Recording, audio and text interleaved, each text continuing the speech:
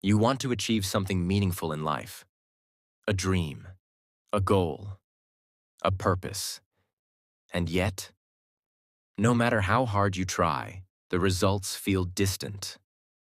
You feel restless, exhausted. Let me tell you something I've learned. The more you chase the result, the more it runs away. When I first entered the monastery, I wanted to be the perfect monk. Wake up before dawn, meditate for hours, serve selflessly. I wanted peace, enlightenment, answers.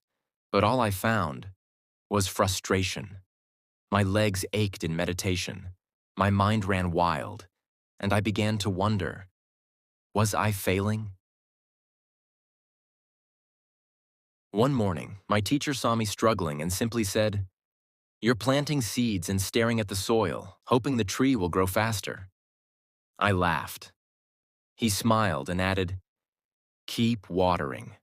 Stop watching." And that changed everything. You see, life is not a scoreboard. It's not about checking how far ahead you are or how far behind. It's about showing up fully now for what's in front of you, with love, with intention, without needing anything in return.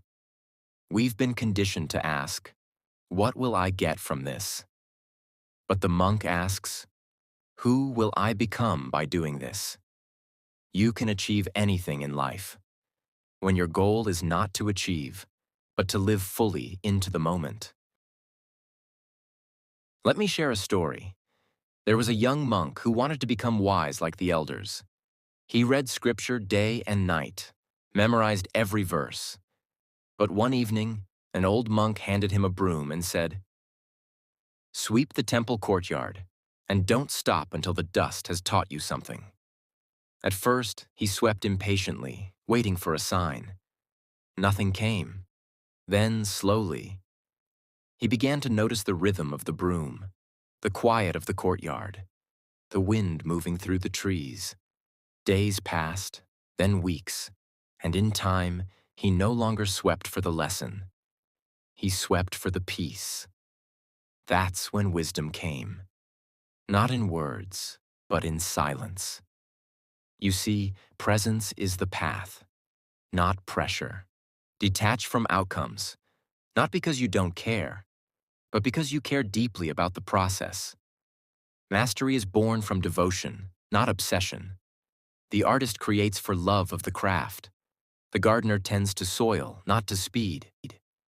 And the monk meditates not to be enlightened, but to be. So if you feel lost, discouraged, or overwhelmed, let go of the result. Anchor yourself in the practice. Show up each day with care and presence, and trust that the fruit will come when it's time. Because the truth is, you can achieve anything in life when you realize that who you become matters far more than what you get. And remember, a candle does not rush to give light. It simply burns. Now close your eyes. Take one deep breath. Ask yourself, what am I becoming by how I live today? That is the only result that ever mattered. Subscribe, like, and share for daily growth.